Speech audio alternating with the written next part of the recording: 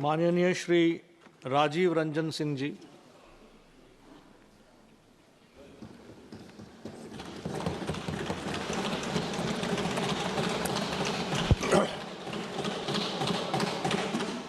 सभापति महोदय, 22 अप्रैल को जम्मू एंड कश्मीर के पहलगांव में जो आतंकवादी घटना हुई जिसमें 26 पर्यटक मारे गए, उस घटना के बाद जो आतंकवाद के खिलाफ इस देश में निर्णायक ऑपरेशन सिंदूर चलाया गया, उस पर आज चर्चा हो रही। हमने अभी मुख्य विपक्षी दल के श्री गौरव गोगोई जी का भाषण सुना। हमको लगा कि बहुत विस्तार से वो कुछ अध्ययन किए होंगे, कुछ बोलेंगे। एक शब्द काम का बात नहीं बोले, एक शब्द काम का बात नहीं बोले। एक भी शब्द उन्होंने इस देश के सेना की वीरता पर, पराक्रम पर, उनके अदम्य साहस पर एक बार भी उन्होंने नहीं। आप बात करते हैं देशभक्ति की, आप देशभक्ति की बात करते हैं। इस देश की सेना पर जो पूरे देश के लोगों को गर्व है, उसकी आप एक बार प्रशंसा नहीं कर रहे हैं। आप बता रहे हैं कि कितना जहाज गिरा, कितना मिसाइल आपका गिरा, इस पर चर्चा कर रहे हैं। इस देश के सैनिकों का कोई महत्व नहीं है आपकी नजर में। और आप बात कर रहे थे इस देश में आतंकवादी घटना की। आतंकवादी घटना आज का है। आपके यूपीए के शासनकाल में 2004 से 14 तक इस देश में आतंकवाद पनपा है, उसको जगह मिली है और उसको पनाह मिला है। कितनी घटनाएं हुई, कितनी घटनाएं हुई देश में आतंकवाद की। कहां हुआ, कितने नागरिक मारे गए, कितनी महिलाएं विधवा हुई, कितने बच्चे मारे गए। कभी आपने सोचा, कभी आपने देखा? मैं भी उस समय सदन का सदस्य था जब यूपीए की सरकार बैठती थी सत्ता पक्ष में। मैं उस समय सदन का सदस्य था और मैंने देखा है, चर्चा हुई है। आप क्या करते थे, आप क्या करते थे? 2004 से 14 तक में यूपीए के शासन काल में जो आतंकवादी घटनाएं हुई, उस समय 615 लोग मारे गए, 615 लोग इस देश के मारे गए। और आप बात करते हैं आतंकवाद की। आतंकवाद तो आपके शासनकाल में पनपा है। 2006 लोग घायल हुए, 615 मारे गए और 2006 लोग घायल हुए। आप बात कर रहे हैं आतंकवाद।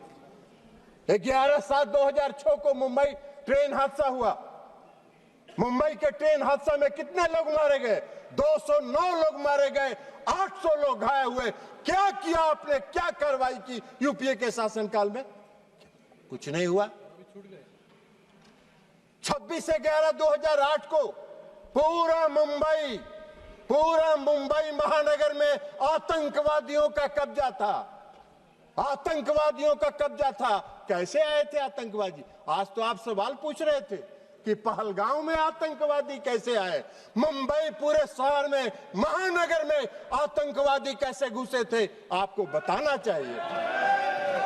उस आतंकवादी घटना में महाराष्ट्र पुलिस के 2 अधिकारी मारे गए थे, 2 अधिकारी मारे गए।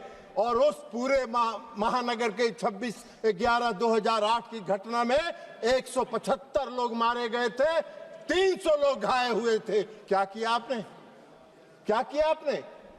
उसमें 29 विदेशी नागरिक भी थे, विदेशी नागरिक थे जो मारे गए थे। उसमें जो बॉम्बे पुलिस के 2 अधिकारी, संयुक्त पुलिस आयुक्त और ज्वाइंट पुलिस कमिश्नर मारे गए थे। क्या किया था? आप घड़ियाली आंसू बहा रहे थे। सदन में चर्चा किया आपने, और सदन में चर्चा करके घड़ियाली आंसू बहा के और उस समय के गृह मंत्री को विदा करके नए गृह मंत्री को बैठा दिया, मुख्यमंत्री को विदा कर दिए और आतंकवाद को पूरे देश में पनपने के लिए आपने जगह देने का काम किया। यही तो काम कर रहे थे आप, आतंकवादी की बात कर रहे हैं।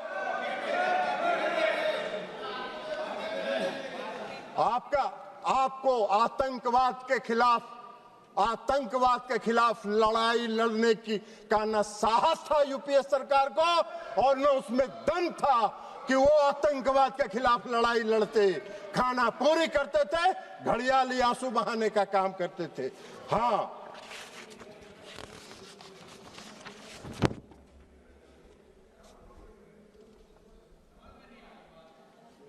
और उसको भी बता दें कि उस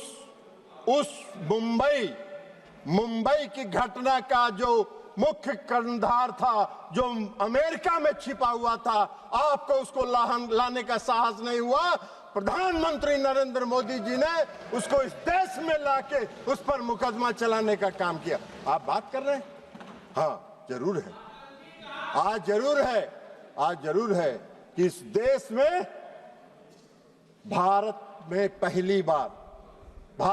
पहली बार आतंकवाद के खिलाफ लड़ने का जो संकल्प लिया और जो संकल्प दिखाया वो 2016 में शुरू हुआ, जब इस देश के प्रधानमंत्री ने कहा कि हम अपने देश की धरती पर आतंकवाद को पनपने नहीं देंगे, निर्णायक लड़ाएंगे और आतंकवादियों को घुस के उसके घर में मारने का काम करेंगे। यह संकल्प प्रधानमंत्री नरेंद्र मोदी जी ने दिखाया। 2016 में उरी की घटना हुई, 25 लोग मारे गए, 25 सैनिक मारे गए, उरी की घटना। और 25 सैनिक मारने के बाद देश के प्रधानमंत्री ने निर्णायक लड़ाई लड़ते हुए सर्जिकल स्ट्राइक किया और पाकिस्तान की सीमा में घुसकर पाक आतंकवादियों को समाप्त करने का काम किया। यह प्रधानमंत्री ने इस संकल्प के साथ काम किया, आतंकवाद के खिलाफ लड़ाई लड़ने का काम किया। आपको कहां दिखाई दे? आतंकवादी प्रशिक्षण केंद्र समाप्त हुए सर्जिकल स्ट्राइक में, सैकड़ों आतंकवादी मारे गए और फिर दोबारा आतंकवादियों ने साहस किया। फरवरी में 14 फरवरी 2019 को पुलवामा में आतंकवादी घटना हुई और पुलवामा में सीआरपीएफ के गाड़ी पर आत्मघाती हमला हुआ और उस आत्मघाती हमले के बाद आदरणीय प्रधानमंत्री नरेंद्र मोदी जी के नेतृत्व वाली सरकार ने अपने संकल्प को फिर दोहराया और एयर स्ट्राइक करके पूरे प्रशिक्षण केंद्रों को तबाह किया। जैसे मोहम्मद के लश्करे के सारे प्रशिक्षण केंद्रों को तबाह करने का काम किया। आप मोदी जी को सिखा रहे हैं आतंकवाद के खिलाफ लड़ाई लड़ने का। आप तो आतंकवाद के खिलाफ क्या लड़ाई लड़े थे? इतना दिन देश में शासन किए, आजादी के बाद से तो सबसे ज्यादा शासन आप ही लोगों ने किया है। तो आपको बताना चाहिए था कि हमने ये काम किया था। आप तो कुछ किए नहीं, तो 0 सन्नाटा है। तो 0 सन्नाटा में क्या कहिएगा? तो खोज रहे हैं, अभी बोल रहे थे पहलगांव में आतंकवादी किन उद्देश्यों के साथ आया, उसका भी व्याख्यान आप ही कह रहे थे कि इन उद्देश्यों के साथ पहलगांव में आतंकवादी घुसे थे। आपसे पूछ के घुसे थे क्या वो लोग? आपको कैसे जानकारी है कि वो किस उद्देश्य के साथ लेके घूमे? अरे ऐसा बात मत करिए। कम से कम देश की एकता और अखंडता के साथ मजाक मत करिए। देश की एकता और अखंडता के साथ देश की सरकार के साथ खड़ा रहने का काम कीजिए, नहीं तो कोई नहीं। विश्वसनीयता तो प्रतिदिन समाप्त हो ही रही है, आने वाले समय में कोई पूछेगा भी नहीं, यह भी जान लीजिए। तो इसलिए एयर स्ट्राइक किया प्रधानमंत्री जी ने। पुलवामा की घटना के बाद 26 अप्रैल को बालकोट में घुस के एयर स्ट्राइक करके आतंकवादियों के प्रशिक्षण केंद्र को समाप्त करने का काम किया। ये प्रधानमंत्री का संकल्प था, ये मोदी जी का संकल्प था। यूपीए के किसी सरकार के प्रधानमंत्री ने यह संकल्प नहीं लिया था। यह काम मोदी जी ही कर सकते हैं, दूसरा कोई नहीं कर सकता है। और अब ऑपरेशन सिंदूर पर आइए। 22 अप्रैल को पहलगाम में घटना हुई और 22 अप्रैल को पहलगाम में जब घटना हुई तो अरे जाओ ना यार, वहां वोटर बड़ा जाली बनवाए, वो उधर जाके देखो।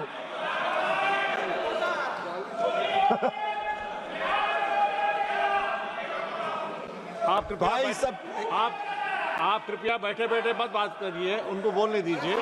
आप बैठिए। नहीं, आप बैठिए, आप बैठिएगा, प्लीज आप बैठिएगा।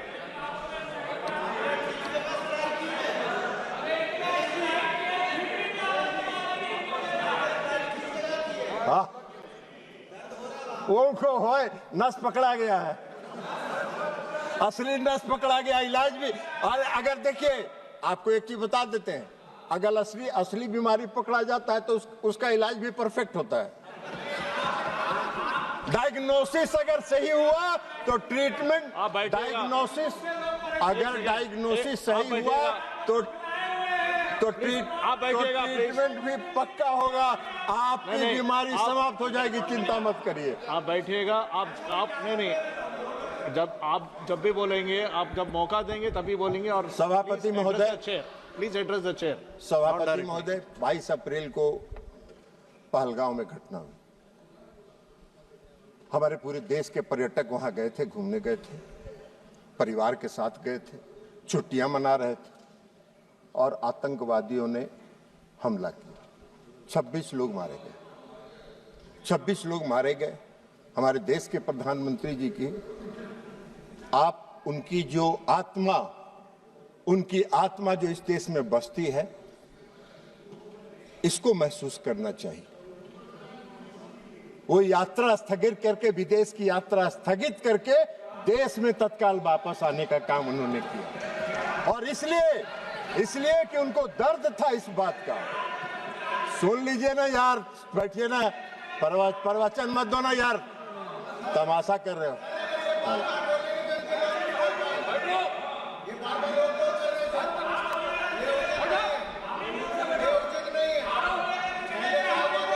नहीं, आप बैठे बैठे मत बोलिएगा, आप टिप्पणी मत दीजिएगा, आप बैठिएगा। उनको बोलने दीजिए। नहीं प्लीज, नहीं, आप जो भी बोले रिकॉर्ड में नहीं आएगा, आप बैठ जाइए। तो सभापति महोदय, कश्मीर तो वो गए जिनको तफरीह करना था। इस देश के प्रधानमंत्री को एक्ट करना था ना, तो इस देश के प्रधानमंत्री को एक्ट करना था, तो कश्मीर जिनको तफरीह करना जाना था वो गए। इन्होंने एक्शन लिया और एक्ट किया, और एक्ट कर जो किया वही तो बात आपको बता रहे हैं। तो इसमें घुसेगा तब ना, ये तो ऊपर से निकल जाता है काम का बात। तो इसलिए 22 अप्रैल को प्रधानमंत्री घटना हुई आए। 24 अप्रैल को प्रधानमंत्री जी, अभी रंजन गोगोई जी कह रहे थे कि चुनाव पर, ये गौरव गोगोई जी कह रहे थे, सॉरी गौरव गोगोई जी कह रहे थे कि चुनाव प्रचार में गए थे। चुनाव प्रचार में नहीं गए थे, अपने को करेक्ट किया कीजिए, बोलिए भी तो करेक्ट करिए। पंचायती राज दिवस था, और पंचायती राज दिवस में हर साल प्रधानमंत्री जी पंचायती राज दिवस में किसी न किसी राज्य में जाकर पंचायत प्रतिनिधियों को संबोधित करते हैं। और 24 अप्रैल को भी प्रधानमंत्री जी बिहार के मधुबनी में पंचायती राज दिवस के दिन गए। लेकिन वहां जाके उन्होंने जो कहा, पहली बार पहलगाम की घटना पर एक शब्द उन्होंने कहा कि घटना से मर्माहत हूं, और इसका जवाब कल्पना से परे पाकिस्तान को मिलेगा, कल्पना से परे पाकिस्तान को मिलेगा। यह एक लाइन में उनकी संकल्प शक्ति का दृष्टिगोचर हो रहा था कि उनके दिमाग में क्या है।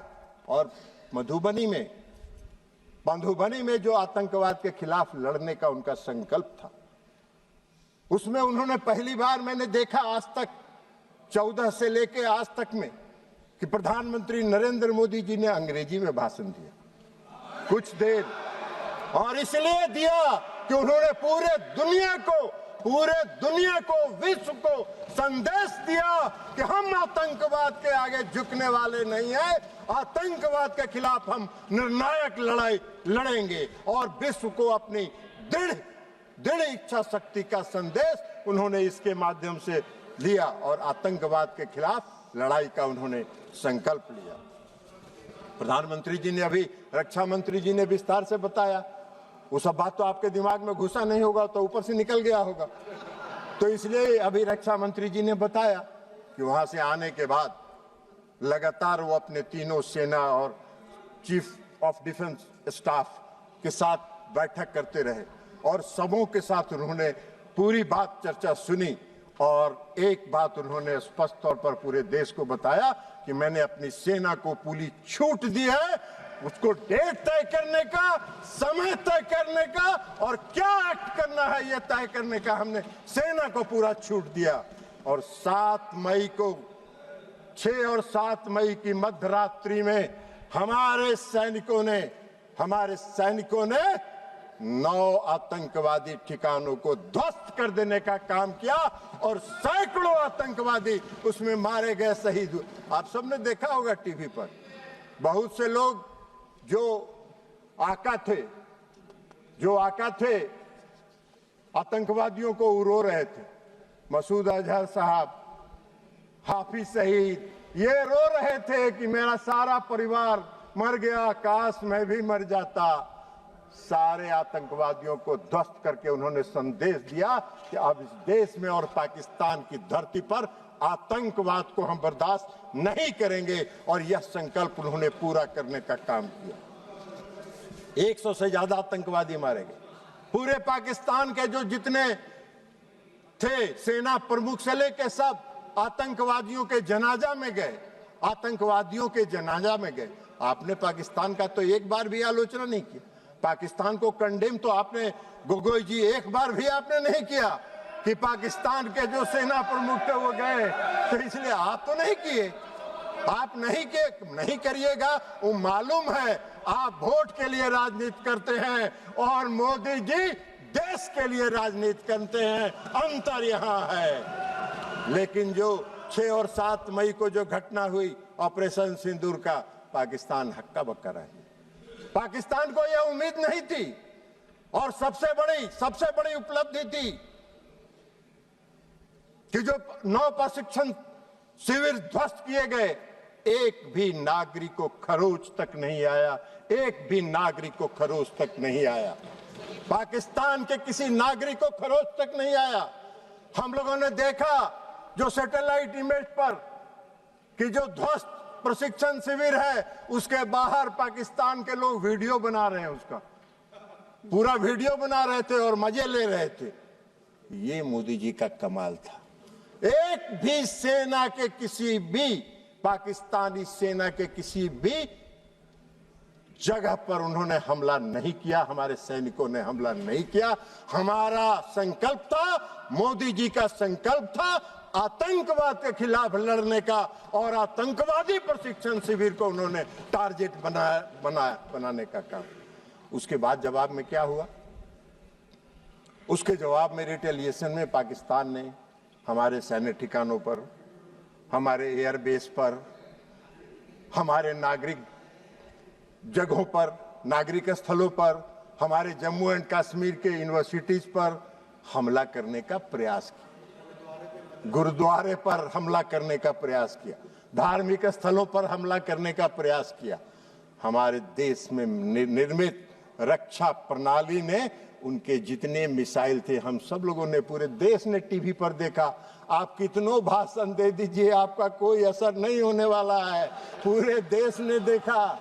सभापति महोदय, हम लोग दिवाली में बोतल में रॉकेट बम डालते हैं और रॉकेट बम में नीचे से आग लगाते थे और ऊपर जाके वो फटता था तो वो फुलझड़ी की तरह सब गिरता था।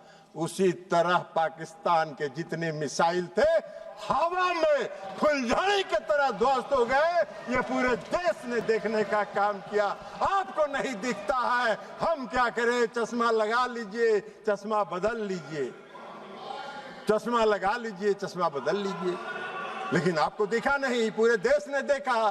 पूरे देश में तब वाहवाही हो रही थी, तो आपको नहीं दिखता है, फुलझड़ी की तरह उड़ गया, कहीं कुछ नहीं, कोई नुकसान नहीं हुआ। पूछ रहे थे गृह रक्षा मंत्री, अरे रक्षा मंत्री जी का पूरा भाषण आप अगर ध्यान से सुनते तो रक्षा मंत्री जी ने बताया कि हमारा कोई हानि नहीं हुआ, हमारा कोई जहाज नहीं गिरा। आप फिर पूछ रहे हैं कितना जहाज गिरा था, कितना जहाज गिरा था, कितना जहाज गिरा था। अरे भाई, तो इसलिए सारे उनके मिसाइल को ध्वस्त कर दिया, हवा में ध्वस्त कर देने का काम किया उन्होंने। और उसके बाद जब भारत ने जवाब देना शुरू किया तो पाकिस्तान की पूरी रडार सिस्टम और रक्षा प्रणाली पर हमला करके उसको लाहौर और गुजरांवाला में सारे सिस्टम को हमारे देश की सेनाओं ने ध्वस्त कर दिया। पाकिस्तान का पूरा रडार और रक्षा प्रणाली ध्वस्त हो गया, उनके कमांड और कंट्रोल को ध्वस्त कर देने का काम किया। और 11 एयरबेस को हमारे वायुसेना ने 11 एयरबेस को ध्वस्त कर देने का काम किया। यह हमारी उपलब्धि थी। आपको दिखा नहीं ऑपरेशन सिंदूर की उपलब्धि, आपको दिखेगा भी नहीं। लेकिन पाकिस्तान भी चालाकी कर रहा था।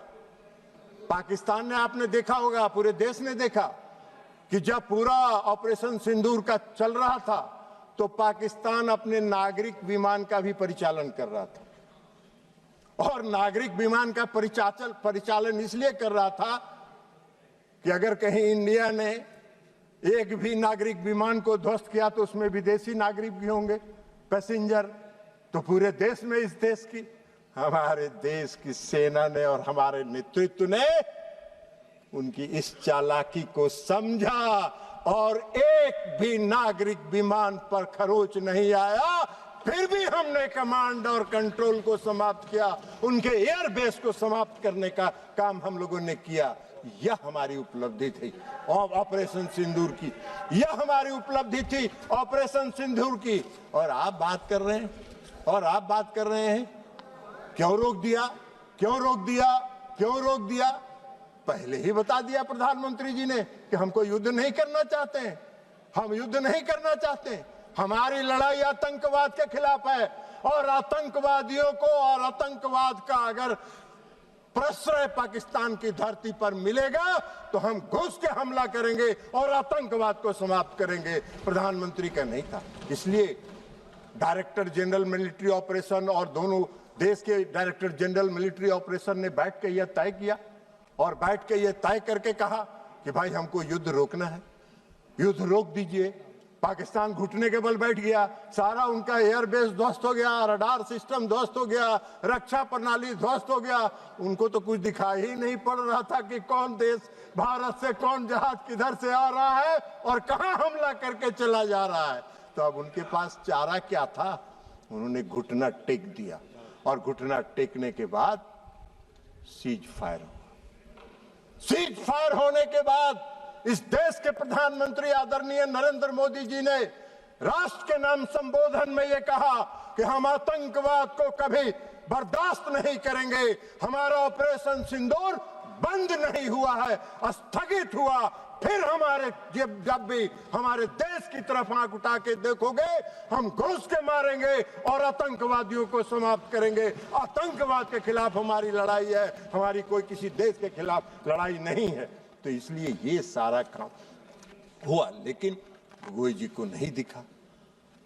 अब ऑपरेशन सिंदूर की सफलता, प्रधानमंत्री के कुशल नेतृत्व की क्षमता, सैनिकों के पराक्रम, वीरता, अदम्य साहस, आत्मनिर्भर भारत के तहत निर्मित रक्षा प्रणाली का परिणाम पूरे दुनिया ने देखा। पूरे दुनिया ने देखा और सिर्फ देखा ही नहीं, उसको सराहा भी। और पूरे दुनिया ने हमारे ऑपरेशन सिंदूर को सराहा और समर्थन करने का काम किया। विश्व ऑपरेशन सिंदूर ने पूरे विश्व के सामने एक संदेश दिया, पूरे विश्व के सामने एक संदेश दिया ऑपरेशन सिंदूर ने कि भारत एक सशक्त देश है जो अपनी रक्षा करने में सक्षम है और अपनी देश की रक्षा करने के लिए वो पूरी तरह स्वतंत्र है। पूरे दुनिया ने भारत की ताकत को ऑपरेशन सिंदूर में देखा, आपने नहीं देखा। आप नहीं देखना चाहते हैं तो मत देखिए, पूरे देश ने देखा है, पूरे दुनिया ने देखा है, पूरे दुनिया ने उसको सराहने का काम किया है। तो इसलिए अब आप बार बार कहते हैं कि भाई अमेरिका के राष्ट्रपति की बात, तो ये माननीय विदेश मंत्री जी यहां बैठे हुए हैं, इन्होंने प्रेस कॉन्फ्रेंस करके बता दिया, प्रेस कॉन्फ्रेंस करके बता दिया, प्रेस कॉन्फ्रेंस करके कह दिया कि कोई नहीं हुआ। पूरे देश ने देखा कि ब्रिक्स सम्मेलन में जब आदरणीय प्रधानमंत्री जी कनाडा गए थे, उन्होंने अमेरिकी राष्ट्रपति से जब बात की, उसको उन्होंने क्लेरिफाई कर दिया, यह भी पूरे देश में छपा। उसके बाद भी आपको नहीं है, तो आपका तो दूसरा है। पूरे देश ने जो देखा, लेकिन आप दुर्भाग्य है इस देश का, इस देश की विपक्षी पार्टियों को प्रधानमंत्री और ऑपरेशन सिंदूर की सफलता दिखाई नहीं पड़ती है, जिसको पूरे दुनिया ने देखा और विश्व में देखने का काम किया। आप बार बार कहते हैं प्रधानमंत्री जी बोलते नहीं हैं, प्रधानमंत्री जी बोलते नहीं हैं, प्रधानमंत्री जी को बोलना चाहिए। अरे प्रधानमंत्री जी बोलते नहीं हैं, प्रधानमंत्री जी बोलते नहीं हैं, प्रधानमंत्री जी एक्ट करते हैं और एक्ट करके अपनी ताकत दिखाते हैं। और ये एक्ट करके उन्होंने, चाहे वो सर्जिकल स्ट्राइक हो, एयर स्ट्राइक हो और ऑपरेशन सिंदूर हो, एक्ट करके उन्होंने पूरी दुनिया को दिखाया कि हम एक्ट करते हैं, बोलते नहीं है। ये आपका काम है, आपका काम है। इसलिए सभापति महोदय जी कि इनके जो विपक्षी पार्टियां हैं और खास करके जो मुख्य विपक्षी पार्टी है, उसका आदर्श गॉवेल्स के बारे में नहीं जानते हैं? गॉवेल्स जो जर्मनी के एक कहावत है, और गॉवेल्स का कहावत भी पढ़ के आपको सुना देते हैं सभापति महोदय। नहीं, गॉवेल्स का जो थ्योरी है, एक झूठ को बार बार बोलने से वह सच हो जाता है। यह एक प्रसिद्ध कहावत है, सुन लीजिए, लेकिन यह सच नहीं है। यह विचार जिसे गोवल की राजनीति या बड़ा झूठ कहा जाता है, ना कि प्रचार मंत्री जो उस पर विश्वास करें, यह ध्यान रखना महत्वपूर्ण है। यह ध्यान रखना महत्वपूर्ण है कि यह एक दुष्प्रचार रणनीति है, न कि सच्चाई। झूठ चाहे कितनी बार दोहरा जाए, सच नहीं बन जाता। आप बार बार दोहराते हैं, अमेरिका के राष्ट्रपति के दबाव में इन्होंने बंद किया, अमेरिका के राष्ट्रपति के दबाव में बंद किया। क्यों बंद किया? ये बार बार झूठ आपके बोलने से सच नहीं होगा। सच यही है कि भारत किसी के दबाव में नहीं आता है, भारत अपना निर्णय स्वयं करता है और भारत उसमें सक्षम है अपना निर्णय स्वयं करने में। तो इसलिए सभापति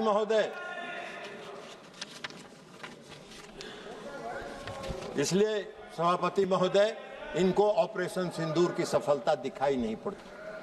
ऑपरेशन सिंदूर एक सफल ऑपरेशन था जो आतंकवाद के खिलाफ लड़ाई का था, और पूरे दुनिया ने और पूरे देश ने इसको सराहा है, इसको स्वीकार किया है।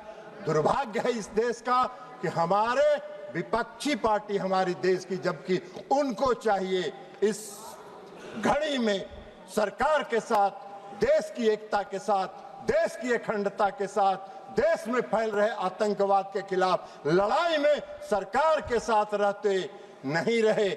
आज भी हम आपसे आग्रह करेंगे, आप रखिए, रहे बैठिए, आज भी हम कहेंगे, छोड़िए दलगत राजनीति से ऊपर उठिए, दलगत राजनीति से ऊपर उठिए और दलगत राजनीति से ऊपर उठकर राष्ट्रहित के सवाल पर नरेंद्र मोदी के साथ खड़ा होइए, नरेंद्र मोदी के साथ खड़ा होइए और देश के से आतंकवाद को समाप्त करने में उनके कंधा से कंधा मिला के चलने का काम कीजिए। और अंत में इस देश के सैनिकों की वीरता, पराक्रम और अदम्य साहस के लिए उनको सलाम करते हुए मैं अपनी बात समाप्त करता हूं। बहुत बहुत धन्यवाद।